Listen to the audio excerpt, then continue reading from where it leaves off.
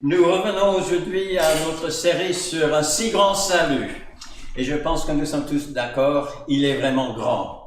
Et nous prenons comme point de départ ce verset dans Hébreux chapitre 2, versets 2 et 3. Alors Enoch, je vais te demander de faire comme tous les autres, de tourner un peu, regarder le verset et faire très attention à tous les mots.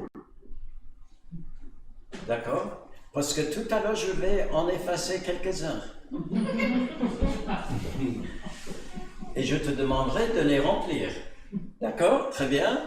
Alors, on va le dire ensemble. Déjà de référence, et puis on va réciter le verset et on va redire la référence à la fin. Ça nous aide à le garder en mémoire. Ok? Ensemble.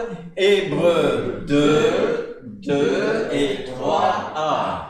Car si la parole annoncée par des anges a eu son effet, et si toute transgression et toute désobéissance ont reçu une juste rétribution, comment échapperons-nous en négligeant un si grand salut? Hébreux 2, 2 et 3a. Voilà. Alors, j'efface. Alors, on va laisser Enoch remplir, d'accord? Nous allons tous dire le verset, il va remplir le vide, d'accord? Ensemble, Hébreux 2, verset 2 et 3a. Car si la parole annoncée par les anges a eu par les anges a eu son effet, et si toute transgression et toute désobéissance ont reçu une juste rétribution, comment échapperons-nous en négligeant un si grand salut? Pas trop difficile? Ça va. Ça va. Et maintenant, ensemble, Hébreux 2, 2 et 3a. Car si la parole annoncée Par les anges a eu son effet, et si toute transgression et toute désobéissance ont reçu une juste rétribution, très bien, comment échapperons-nous en négligeant un si grand salut? Ah oui, ça est un grand mot, rétribution. C'est quelque sorte comme une récompense. Mais dans ce verset, le récompense, c'est pour le mal qu'on aurait fait parce qu'on aurait transgressé ou désobéi. Donc on peut même lire punition. Hein? Mais ça va encore? C'est bon. Encore un, d'accord? Oui, ils s'amusent bien parce qu'ils ne sont pas là à votre place. Alors ensemble, Hébreux 2, 2 et 3a. Car si la parole annoncée par les anges a eu son effet, et si toute transgression et toute désobéissance ont reçu une juste rétribution, comment échapperons-nous en négligeant un si grand salut? Bravo! Je pense qu'on peut tous applaudir Enoch ce matin.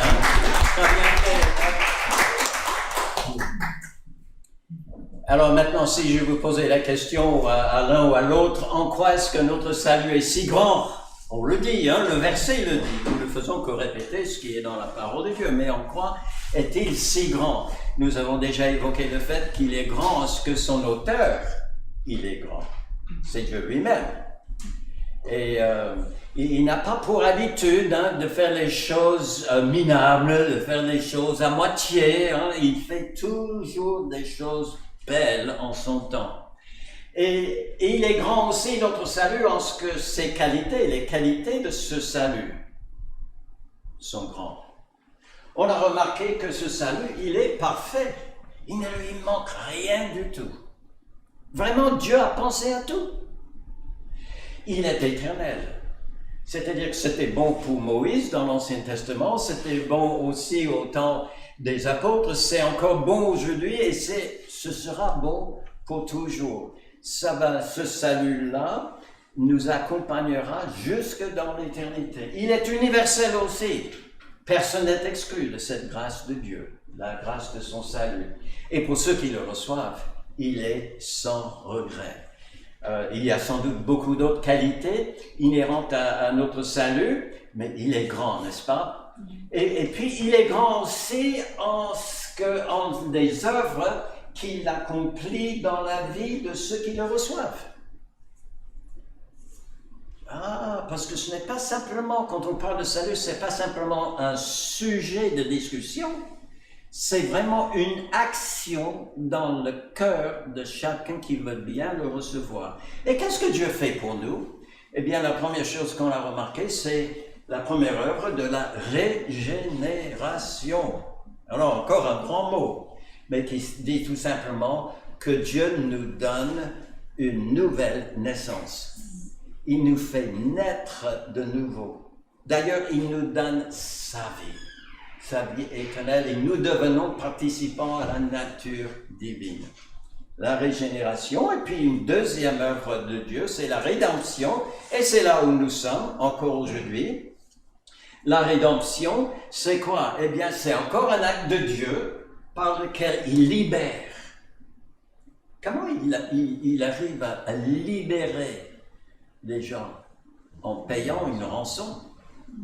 Il libère, en payant une rançon, le pécheur qui croit en Jésus-Christ.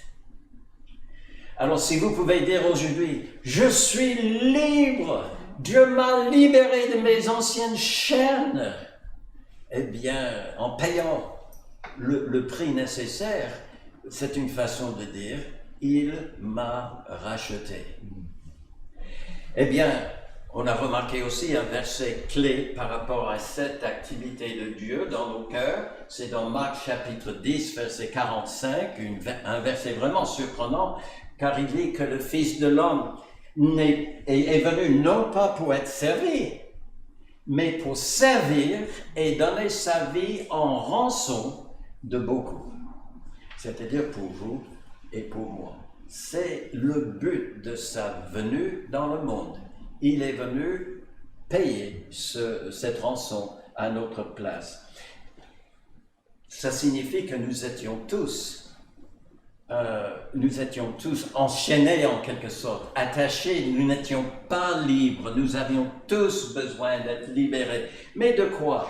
Ben, la dernière fois que nous avons évoqué ce sujet, nous avons remarqué que nous avions besoin tous, moi comme vous, nous avions tous besoin d'être libérés de la puissance de Satan, de sa domination dans notre vie. Alors il est super subtil, hein? Il ne vient pas en costume rouge avec des cornes et une queue comme ça, non, il vient plutôt comme un ange de lumière. Il vient comme il est venu dans le jardin d'Éden, avec les paroles doucereuses, n'est-ce pas, pour nous inciter à faire sa volonté, à choisir sa volonté à la place de celle de Dieu. Et nos premiers parents ont tombé dans le piège, et combien de fois nous l'avons fait également. Et Satan est toujours là. La Bible dit que le monde entier est sous la puissance de Satan. Nous avons besoin que quelqu'un vienne. J'ai pas de force contre celle de Satan. Hein? Et vous non plus. Il est bien plus grand, bien plus fort que nous, mais il y a quelqu'un qui est plus grand que lui. Et ça, c'est notre Rédempteur qui vient et il prend cette chaîne avec laquelle Satan m'avait attaché, hein, lié, et il le rompt. Il fallait qu'il paye le prix, mais il l'a fait. Nous avions besoin aussi, et peut-être certains ont besoin encore aujourd'hui, d'être libérés de la corruption de notre nature pécheresse. Parce qu'à partir du moment où Adam et Ève ont choisi de suivre Satan plutôt que la voie de l'Éternel, eh bien, ce changement de direction a changé profondément l'orientation aussi de leur cœur. Comme l'apôtre Paul a dit, quand je veux faire le bien, vous pouvez terminer pour moi, hein, le mal est toujours présent. Comment se fait-il? Eh bien, parce que c'est devenu l'orientation de mon cœur, de votre cœur. Et ça s'exprime à travers nos désirs, ce que la Bible appelle nos convoitises. Et nous désirons telle chose. Des fois, nous ne cherchons même pas à savoir si c'est ce que Dieu veut pour nous ou si c'est vraiment bien pour nous, mais nous le voulons, c'est tout. J'écoutais un petit peu la publicité à la télé cette semaine. Et il y avait une publicité, je ne sais même pas pourquoi, quel était le produit qui était mis en avant.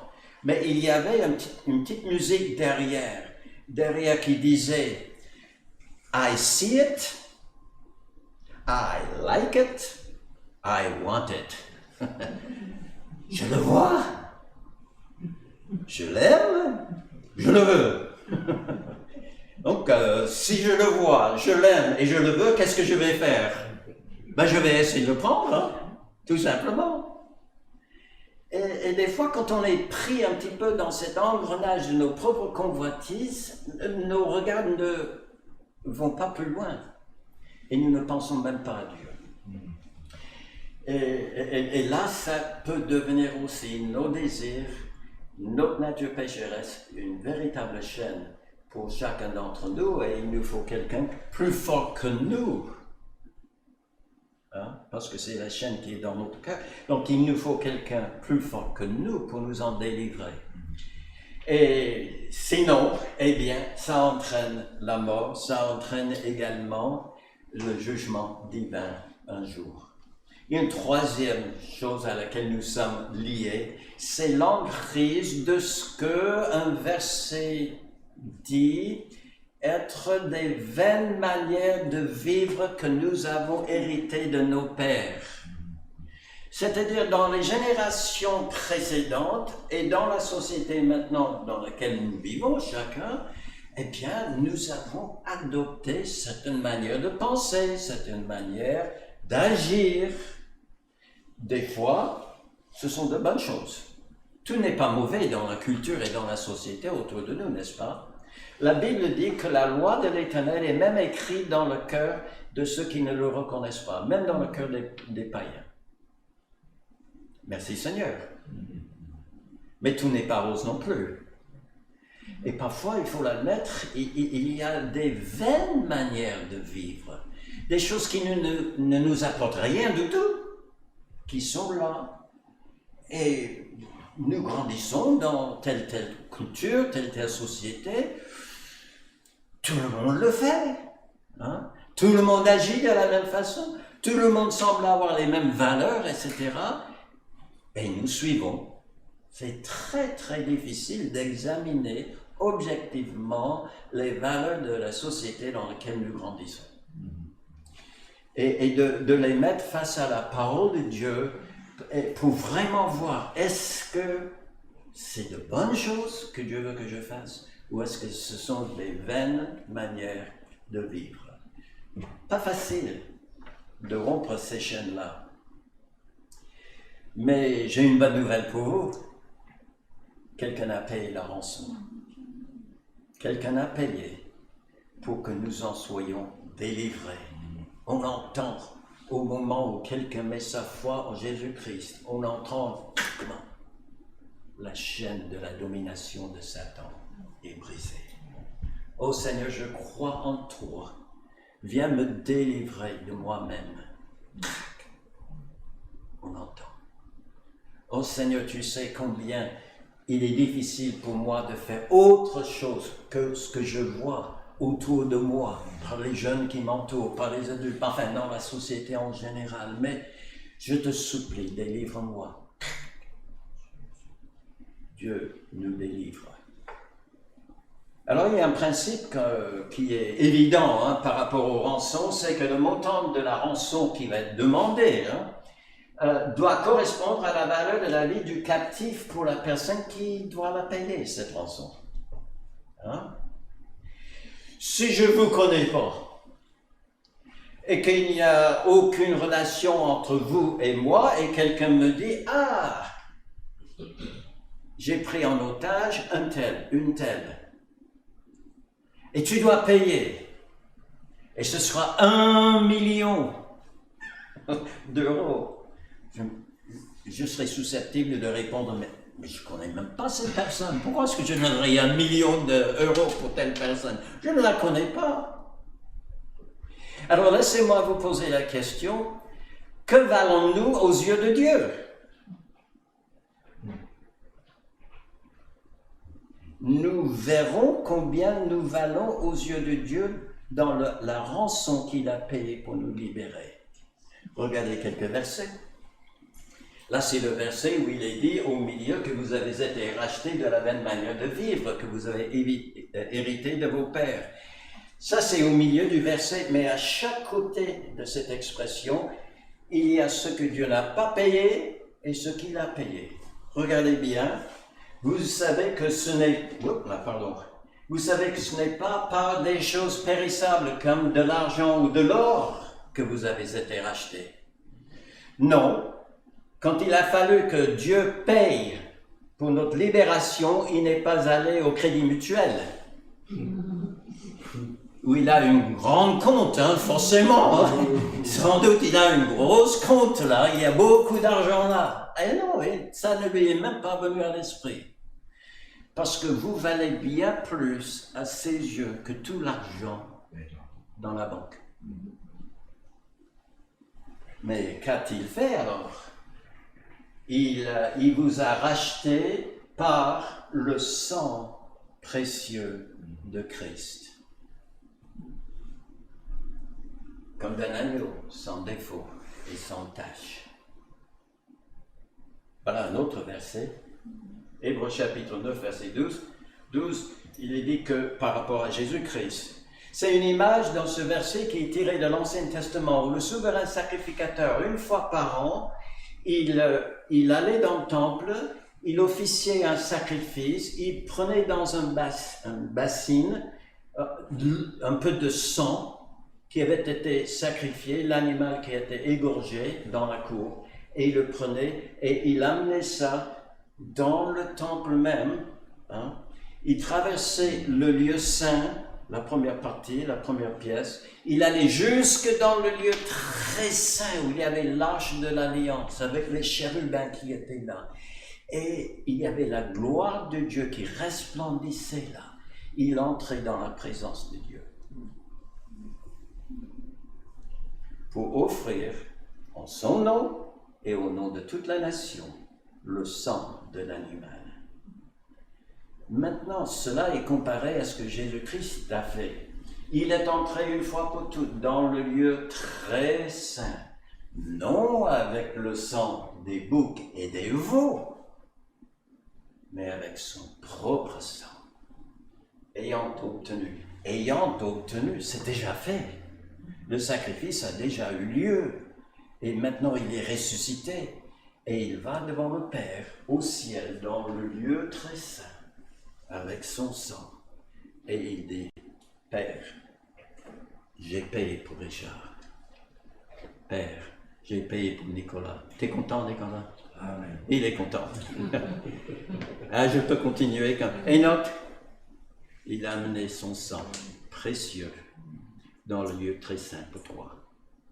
Et vous mettez votre nom. Il y est allé, non pas avec le sang d'un animal. Ça aurait été précieux. Ça me fait un peu de la peine de penser à tous ces animaux qui ont été sacrifiés. Mais tout cela, c'est une image de ce sacrifice ultime qui a été concédé par Jésus-Christ quand il est allé sur la croix pour moi. Et il a versé son sang. Et puis, vous vous souvenez, le jour de sa résurrection, il y avait Marie et Marthe et les autres qui étaient là pour faire terminer l'embaumement de Jésus-Christ. Et elles étaient surprises de voir que Jésus était ressuscité. Et apparemment, il y en avait une qui le saisissait par les pieds et qui le retenait. Il dit non. Je crois que dans les textes le texte de Matthieu, il est dit ne me touche pas. L'idée est que ne me retiens pas. Ne me tienne pas pour me retenir. Il faut que j'aille au Père. Oui, parce qu'il savait que nous en avions besoin. Et il est allé avec le sang pour nous. Formidable, hein? Et il dit ceci, je pense que nous pouvions tous dire Amen là. Vous avez été rachetés à un grand prix. Amen. Merci Seigneur. Glorifiez donc Dieu dans vos corps et dans votre esprit qui appartiennent à Dieu. Un grand prix qu'il a payé. Il y a des personnes qui ont fait des grands sacrifices pour leurs semblables. Dans Romains chapitre 6, chapitre 5, excusez-moi, il est dit ceci, à peine mourrait-on pour un juste.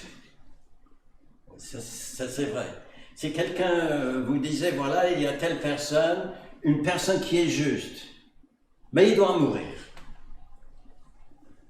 Mais il peut échapper si toi, tu meurs à sa place. Ouh, je pense que nous réfléchisserions bien quelques minutes, avant. Mais il est possible d'imaginer, parce que c'est une bonne personne.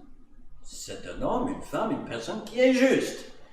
Et peut-être dans un élan de fraternité avec cette personne, nous pourrions dire, oui, peut-être, à peine mourrait-on pour un homme juste. Allons un peu plus loin maintenant. Quelqu'un peut-être mourrait pour un homme de bien. Alors non pas seulement il est juste en lui-même, mais c'est un homme qui cherche à faire du bien autour de lui. C'est un bienfaiseur, pour beaucoup, un bienfaiteur, je crois qu'on dit, un bienfaiteur pour les autres autour de lui. Il n'est pas juste que pour lui-même, mais il fait du bien autour de lui. Alors là, on peut imaginer que 2 ou 3 peut-être personnes lèvent le... Oui, je mourrai pour lui, parce qu'il m'a déjà fait beaucoup de bien. Peut-être. Mais Dieu prouve son amour envers nous en ce que lorsque nous étions encore pécheurs, ni justes, ni des hommes de bien, Christ a payé notre rançon. Il est mort pour nous. Formidable. En pensant à la rançon que Dieu a payée par son Fils, cela me dit ce matin, mes amis, que nous valons bien plus pour Dieu que nous pouvons imaginer.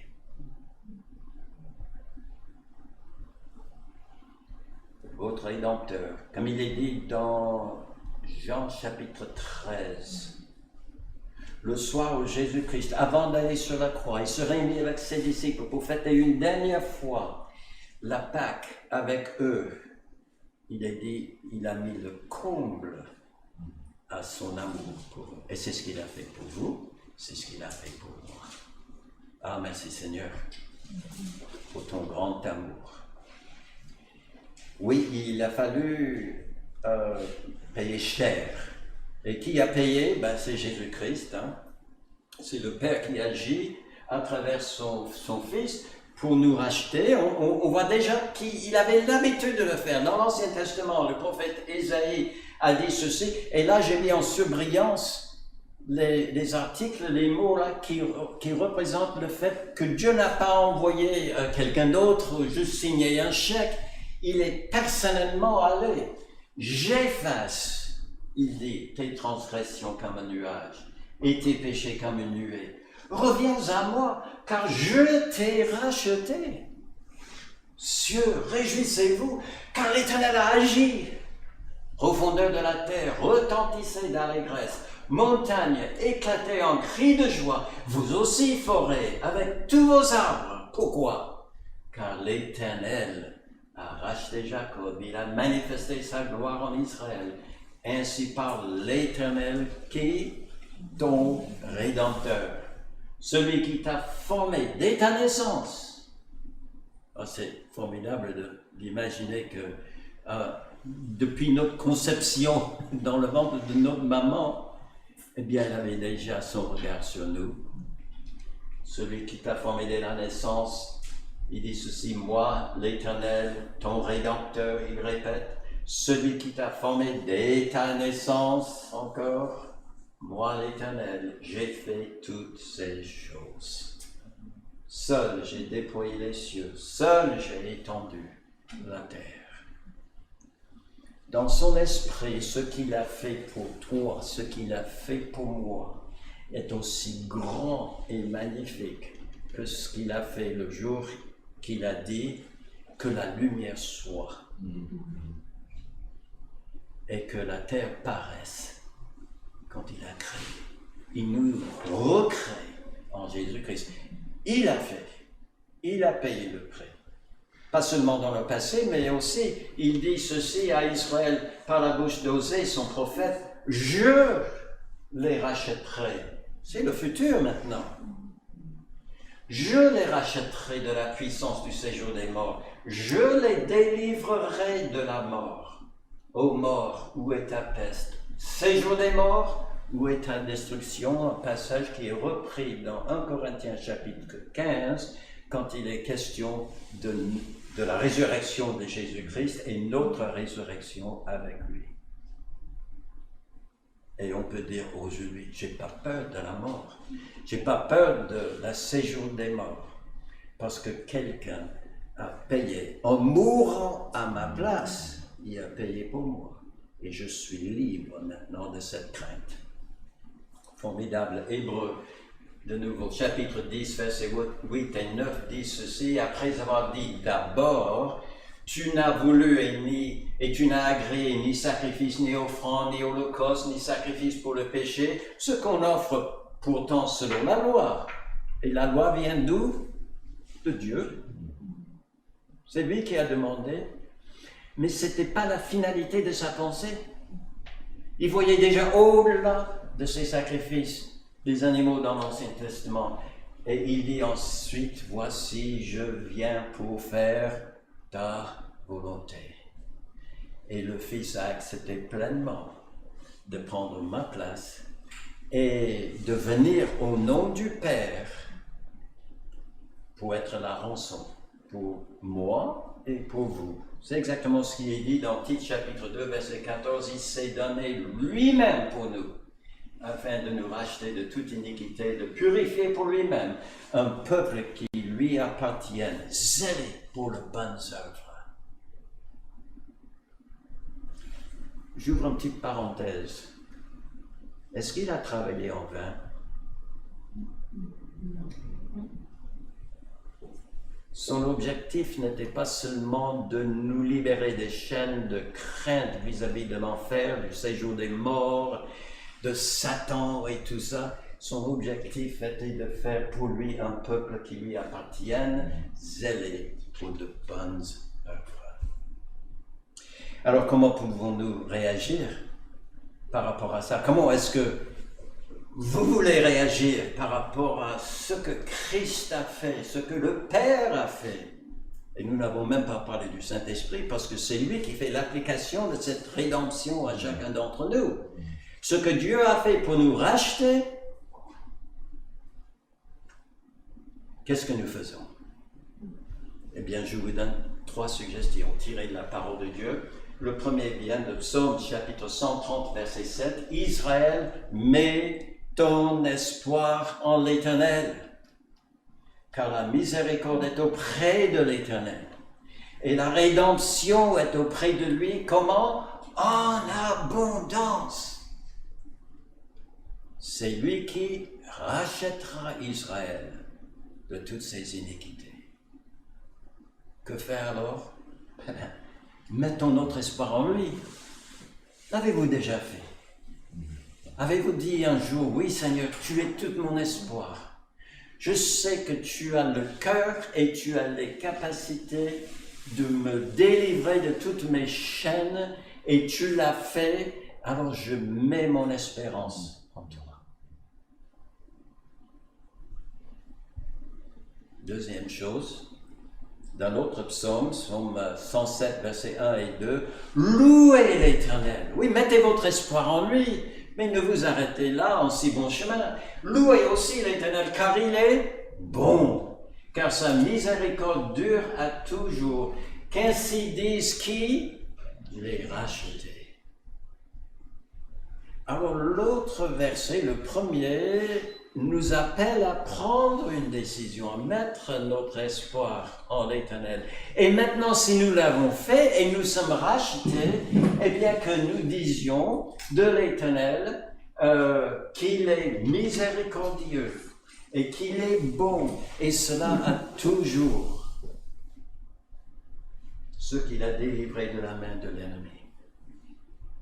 Nous pouvons dire ça ce matin, ensemble. L'Éternel est bon. Sa miséricorde dure à jamais. Vous voulez dire avec moi, l'Éternel est bon. Sa miséricorde dure à toujours, oui. J'allais dire à jamais, mais c'est la même chose. Toujours. Quelqu'un a dit une fois que puisque les compassions de Dieu durent à toujours, nos louanges doivent être sans cesse. Et nous devons tous les jours, ce matin, le dimanche matin, quel meilleur jour! Je vous dis, aujourd'hui c'est le seul jour que vous avez. Demain, hier ne vous appartient plus. Demain, vous ne l'avez pas encore. Si Dieu vous l'offre, qu'allez-vous faire? Vous allez dire que tous les rachetés disent, l'Éternel est bon. Sa miséricorde dure à toujours. Louez l'Éternel.